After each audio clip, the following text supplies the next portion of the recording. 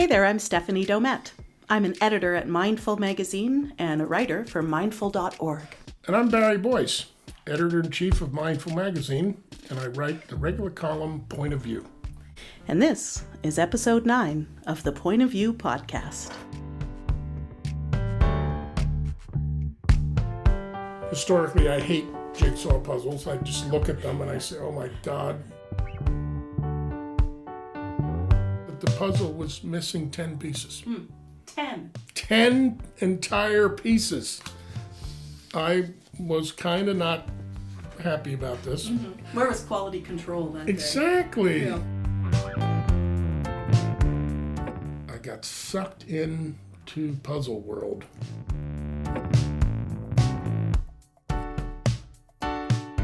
Well, you really got it bad. Oh yeah, it's bad. Today, Barry and I are once again settled in his office here at Mindful. Spring is in the air. The birds are very excited lately in their singing. And so you may hear some bird song, some traffic going by, some office sounds, that squeaky chair, our constant companion in this office. You'll also hear our conversation about bias and awareness. Barry, the idea that the world is not, as you say in your column in Mindful this month, what you see is what you get, feels like it's at the root of a lot of mindfulness practices, that a desire to get beyond or above, or maybe it's beneath what we can see, drives a lot of us to the cushion. Would you agree with that? Well, I think it's stress or pain that is the immediate thing that drives a lot of us to the cushion, to meditation. You know, we feel like, you know, it should be better than this, it shouldn't feel this way. And I think as we get there and start to uncover it a little bit, a part of what is causing stress is a disconnect between what we think ought to be going on in our minds and what's actually going on in our minds.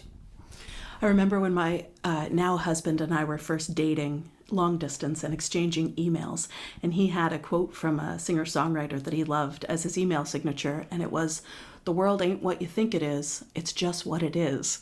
And for me, as like a outcome-oriented, narrative-driven creature, that blew my tiny mind. The idea that it might not be just my perception, you know? Yeah. Yeah. Well, I mean, it's a cliche, but it's like all cliches. It's one that's got a lot of truth in it. And, you know, I mean, I'm continually amazed as I have that insight thrown up in my face again. You know, the persistence of our attachment to our version of the world. And, you know, we're making up a version of the world all the time.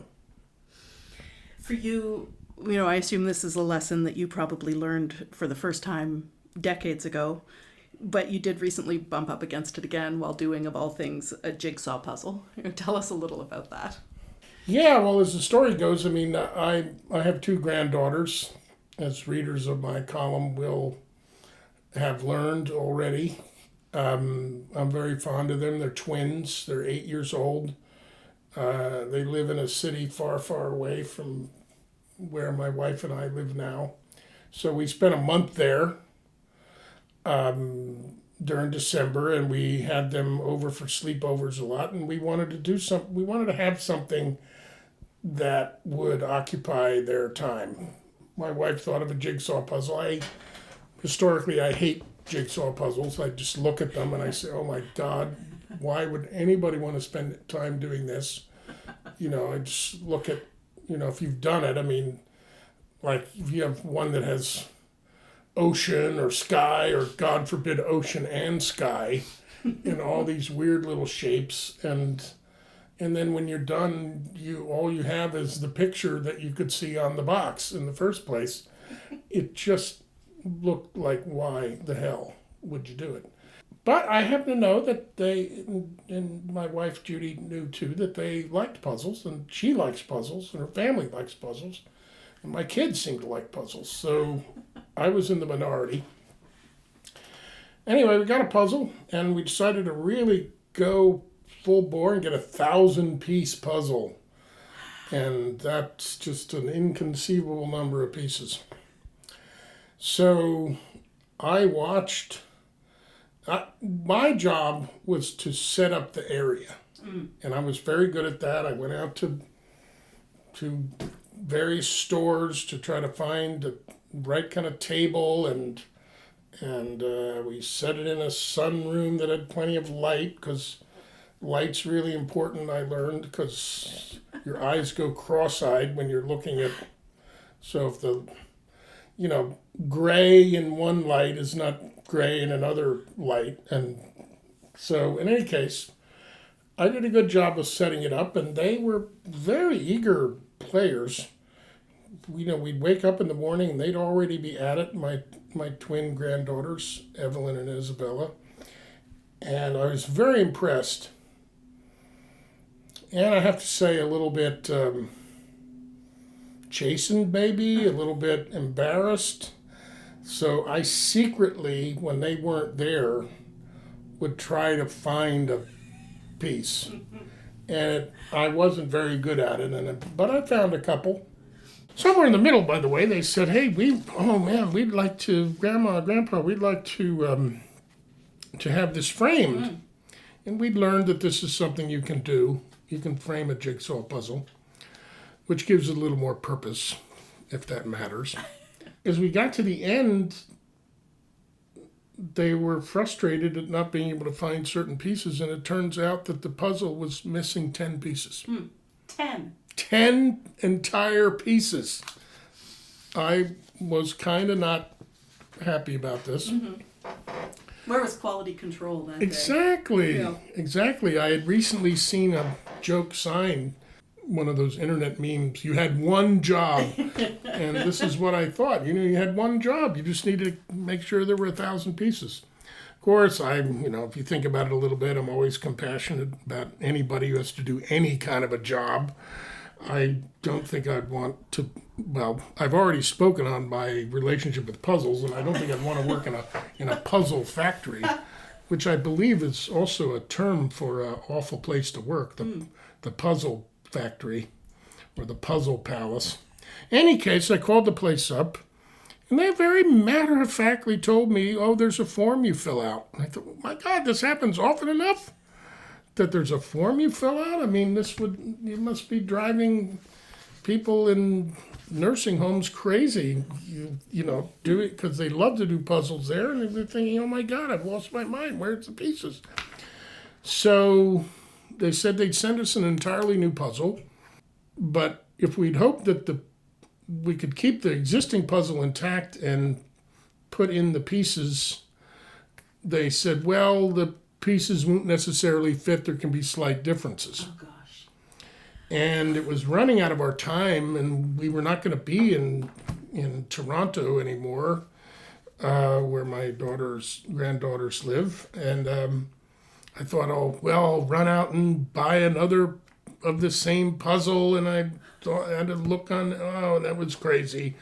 Finally, we gave up, dismantled the puzzle, and had the new puzzle pieces sent to my home. Mm-hmm. And chapter 2 follows soon. No granddaughters at your house to do the puzzle. No granddaughters. Only Barry Boyce. Only me and my wife. Yep. So I couldn't leave Judy to tackle this whole thing herself, having worked with the girls already painstakingly to create the puzzle the first time around. So I dutifully was helping out. And then I got sucked in. I got sucked into puzzle world. It happens. And I felt like I just need to find these few pieces. And so I was staying up late at night looking for pieces.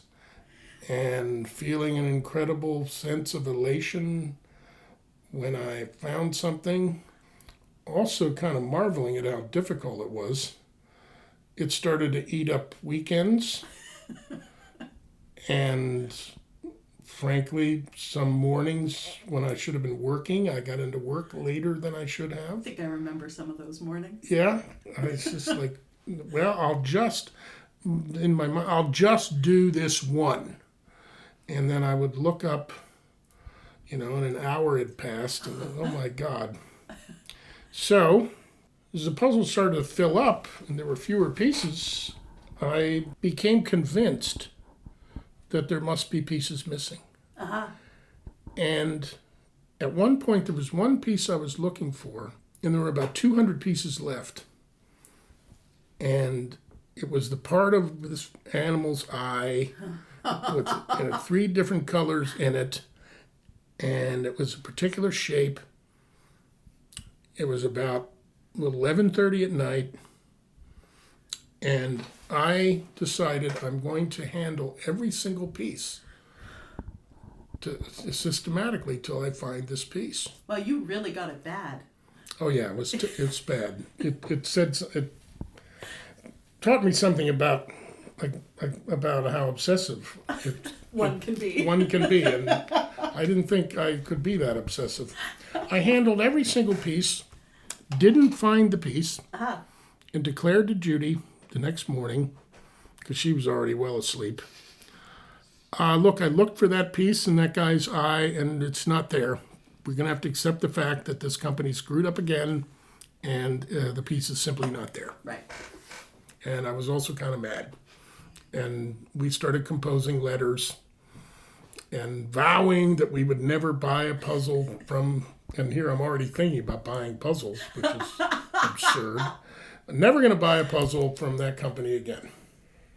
Then we kept finding more and more pieces, and, finally we have about 15 pieces left or something, and damn if that piece doesn't show up.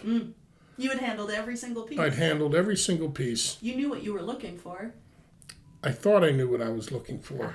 And I had realized already before that piece that something was going on, in that when I would look at a piece, I'd formulate in my mind what it was supposed to look like. And then I would go look for it. And the image in my mind was really faulty. It was really, really faulty.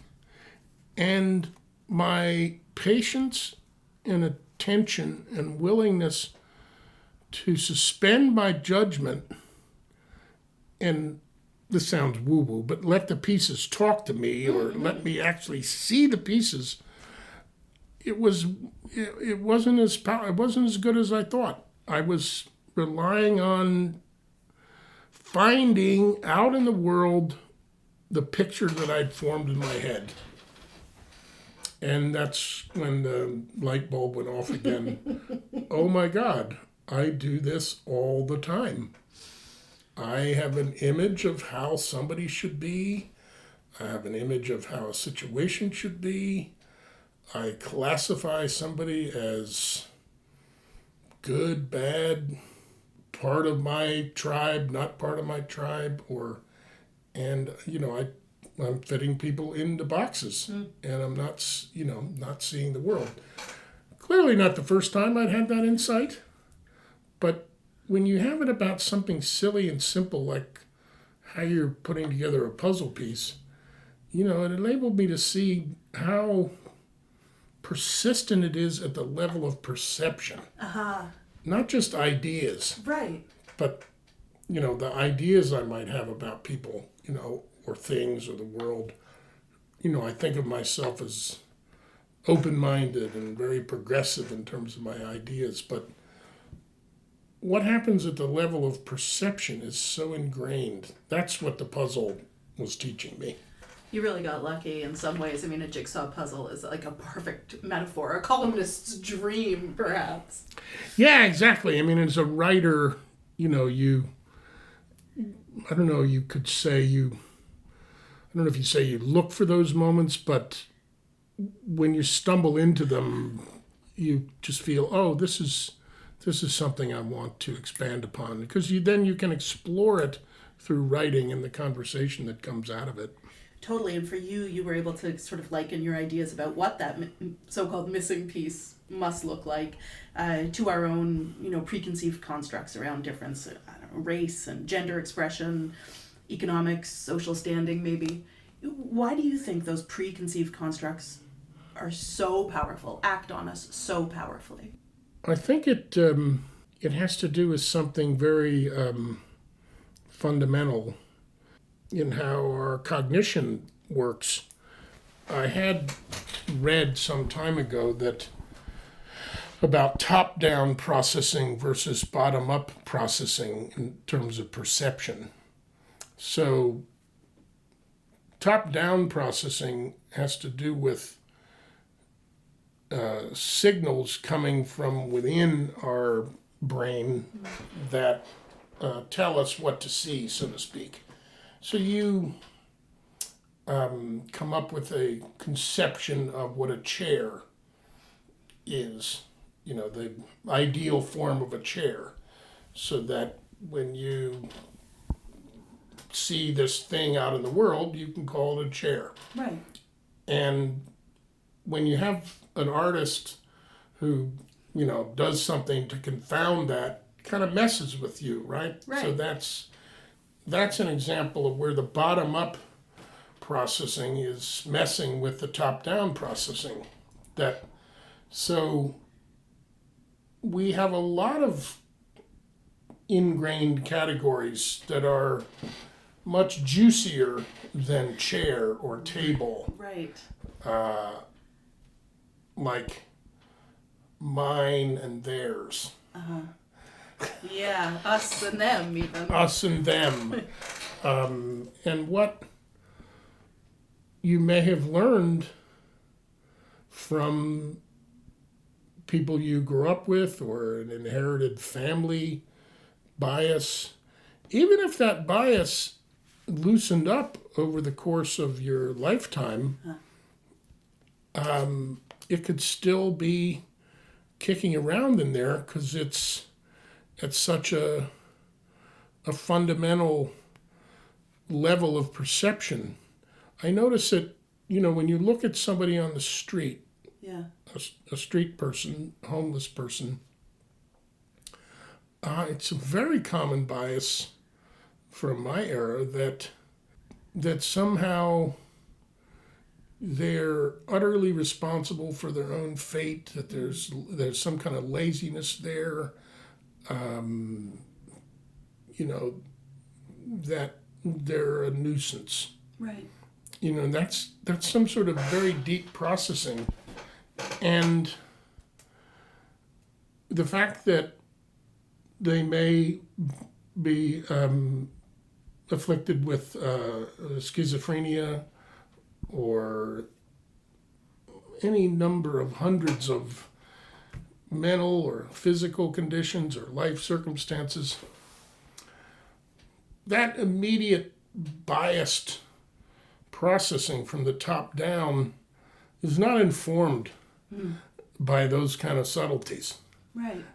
And it comes real quick. Right. Before you can even notice it. Before you even notice it. Yeah. And you may not even be conscious that it's there in how you hold your body or the expression that might come over your face. And people in those situations are used to perceiving that. Right. They can see that bias against them that emerges there. Because they're being met with it. They're being met with it all the time. Right. You note that it's the same mechanism as imagination. It allows us to look at clouds, for instance, and see animals. But you also ask, when we look at other people, are we taking the time to really see them? It's a good question. But doing that also requires imagination, doesn't it? I think that looking at a cloud and seeing an animal, that aspect of imagination I don't think of that as quite the top-down processing part, but that has to do more with the puzzle-making part, Right. where we try to piece together a reality. Yeah. And so we take a few bits of information and we piece together a reality. Right. I mean, let's say somebody is a little short with you, and so you have one datum that they answered your question a little curtly. Right. And so using that one datum, you've labeled them completely. Right. Right. Yeah. And you don't know what's going on behind that circumstance. You don't know what difficulty they may just have gone through, or how much of a, what's causing this mood to pass through them. But you very quickly seize on it and decide that person is such and such. They're an, you choose your nasty word, and if you think of, let's say you go to a party and you're navigating and trying to figure out who to talk to, we're using this kind of thing all the time, where we use little teeny bits of data to establish something and go toward what we're used to. Right. So the same thing that allows us to look at the world and piece it together in unique and creative and interesting ways, like artists do, or like we do when we're artful, we can also piece it together in very narrow ways and very constricting ways, in ways that have an excess of fear and self-preservation rather than exploration and play. Right. Why is that so hard, Barry? Why are we so fear-based? Yeah, well, I think that's same old story, eh? I mean, when you figured that out, Steph, you let me know. Yeah. Maybe episode 10 of the podcast. Yeah. I mean, I think that I'm having less, as the years go by, I'm having less luck with the why part of that question, and a bit more luck with the fact of the matter. That, yeah, I do a lot of stuff out of fear and self-preservation that's not the most accurate or the most skillful. Anything I can do about that? Right. Yeah, but it is persistent. I mean, that was the lesson again from the puzzle, that the persistence at the simplest possible level of the first thought emerging from your mind is one that's clinging to a solidity and a certainty that isn't there. I was convinced that the piece that fit in that spot was not there. Right. Even though you physically had your held hands it in and my your hand. eyes on each I held piece. it in my hand. Yeah. And I looked at it. I scrutinized it, and it wasn't there. I scrutinized it, and I didn't see it. So I think, who am I looking at and not seeing?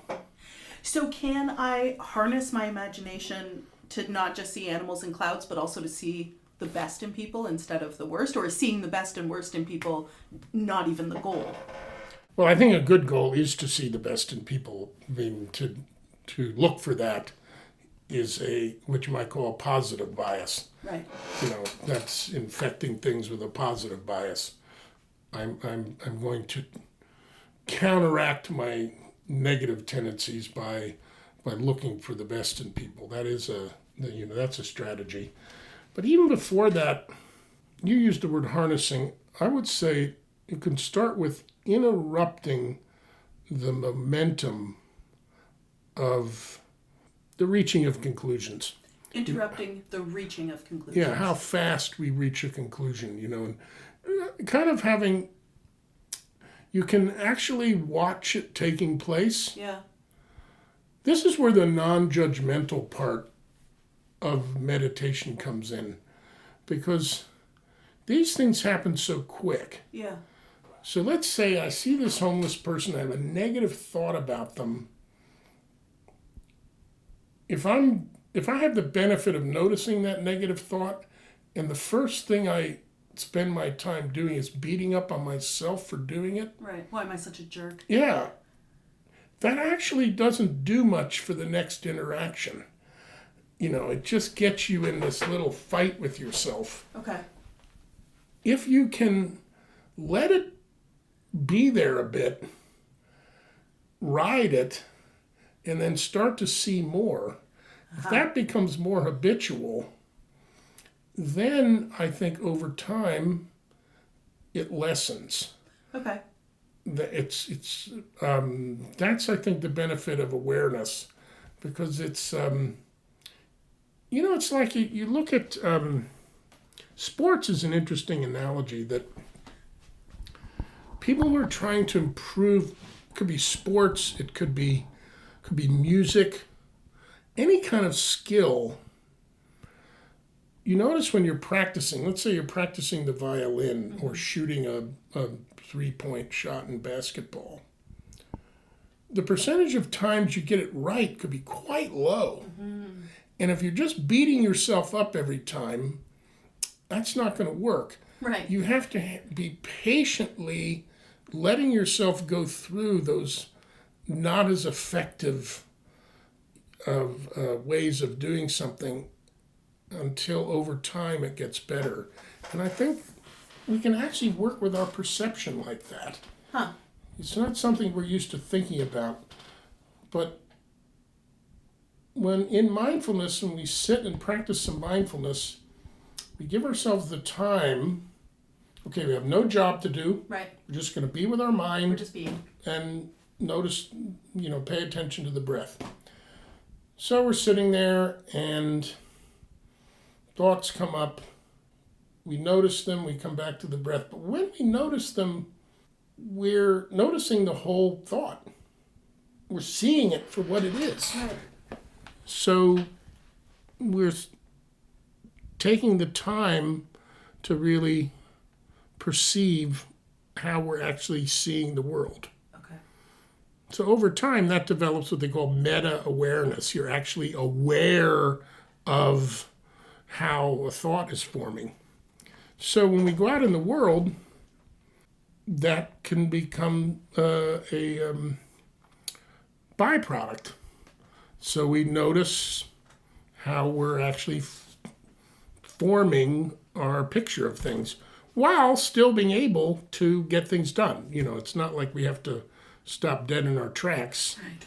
But to notice our thoughts. We notice them, and but I do think it means being a little slower in many cases. I mean, not when you need to be fast at something. If a bear is chasing you. Yeah, exactly. Run. Yeah. But, it's like slow food. Just like slow being. It's like, just take the slow food thing and make it about being all together. Slow being. Slow That's being. A neat thing. Well, and I was thinking when you were talking about violin practice, it's like, it's human practice. Yeah. It's human practice. You're practicing with the human instrument. Yeah. The main instrument you've got, the one that has an effect on the world. It's awfully unwieldy sometimes. It sure is. Hard to play. It's a lot harder to play than a violin. And a violin must be pretty damn hard. I've never tried, but... How much of this is about an awareness of our biases in particular? And how much of it is simply that increased awareness is generally a benefit? Well, I think it's both. I mean, increased awareness is generally a benefit because it helps us see patterns of mind and behavior that can lead to more pain for ourselves and for other people. So generally, awareness is good. I think awareness of bias in particular is interesting because bias is, and we haven't really talked about this today, but bias is a necessary function of the mind. You need to, we use biases. I have a bias toward the fact that if I sit down, as I go into this chair, that it's going to hold me up. Right. Biases are shortcuts. Okay. They kind of fill in the gaps for us, for better and for worse. Yeah, for better and for worse. Uh-huh. And being more aware of that helps us to work on the for worse part. Nice. Okay. Yeah. Yeah, as we do our human practice. Yeah, and as I said later on, I carried the analogy of the puzzle beyond just the perception of the pieces, but the fact that we're puzzling a world together. Yeah, right. You end up having a worldview. It's like right now, many people, because they've been economically disadvantaged or for whatever reason, have formed the notion that foreigners are taking jobs away. Right. So that's a puzzling together of the world. Right. You take some pieces and you form them into a picture. Right. Whether they actually fit or... Whether they actually fit or not. Yeah. And we all do that. And, you listen to the news, you read the news, you see the news on television, you form a picture. Right. And that is a necessary part of living and navigating the world. But it's really helpful to have an understanding, as one of my meditation teachers taught me, that world is crumbly. Crumbly. It's not as solid as you think it is. Right. And don't beat yourself up for forming these kind of puzzles in your mind. You're going to do that. It's necessary. I have a picture in my mind right now of the city I live in, Halifax. You and I can both picture it and where we are right now in relation to the public gardens. Right. I mean, that picture is what's going to help me get home after this chat. Exactly. So you're going to do that. You're going to form pictures. But just like with the biases, be careful. What are those? And that's one of the reasons that I was really struck. I was recently traveling and I went to a show of the artist Joan Miro, who I hadn't spent much time looking at. But Miro his pictures are, bizarre collections of forms and, reorganizing the world. In talking about his work, he talked a lot about the inner perception that you form your idea of the world inside, like we've been talking about. Right. But one of the great things about art is that it can confound the picture that we've created. It can jumble it up. Yeah. And, that's so freeing. And so, humor does that too. Right. Yeah, it turns things on their side, on their end a bit, so you can see something different in it. Exactly. Yeah. Yeah. Yeah, I do that when I'm stuck with writing. I try to literally change my physical perspective.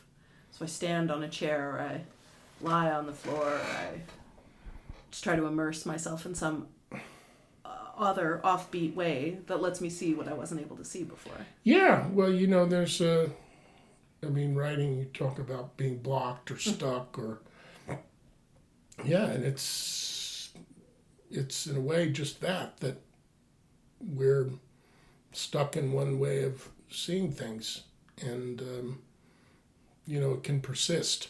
Yeah. If you bought yourself any More puzzles? Funny you should ask. So when I was at the Museum of Modern Art, well, now I'm drowning in puzzles because my wife assumed that because of my obsession with this puzzle, Yeah. that I was now into puzzles. Mm-hmm. And she mentioned this to my daughter, and my daughter said, "Oh, well, you should buy Dad a puzzle." So now she bought me a puzzle.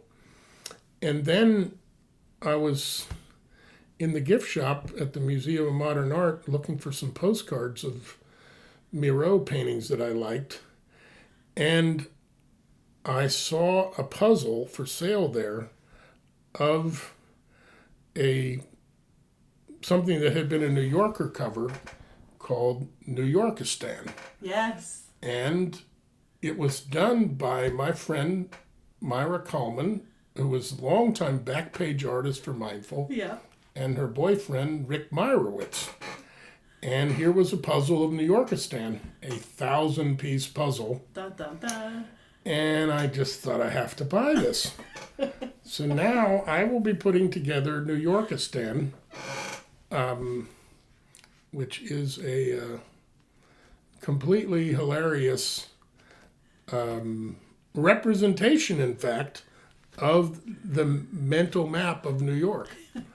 And yet another conversation just went so meta. Yeah, how about that, huh? Comes back full circle to something that Myra is very good at as an artist, is jumbling up your perception of the world, and in a very delightful way. And I've really appreciated that about artists I have the good fortune to know a lot, and they've really taught me a lot about perception. I mean, even working with art directors and understanding that, how primitive, when I would look at colors, how primitive my map of colors was. Right. Maybe that's why I had so much trouble with the puzzle. Maybe my color perception needs training. Maybe I was seeing like 5 different colors when I needed to be seeing 40 or 50. So, anyway, we digress. Well, I was going to say, that feels like a column for next month. Well, Barry, thanks for this. Oh, thank you. This has been fun. And I hope enjoyable. And goodbye to the squeaky chair. We'll reconnect with the squeaky chair next time, for sure.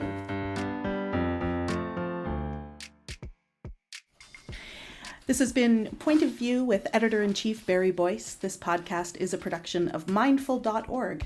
If you'd like to talk to us about what you heard on the podcast, or if you have a question for Barry, you can drop us a line at mindful@mindful.org. And if you liked what you heard today, consider sharing us with a friend. If the spirit moves you, maybe even leave us a review on iTunes or wherever you listen to podcasts. I'm Stephanie Domet. Till next time, look hard at those puzzles.